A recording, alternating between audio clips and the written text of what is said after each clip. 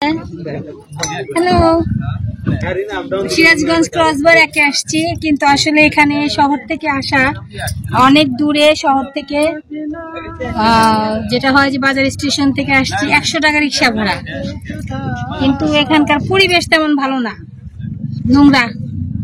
Crossbar গুলো আসলে পরিষ্কার করা উচিত। আর আজকে এত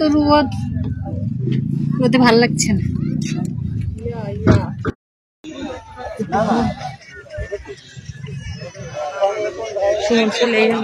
না আছে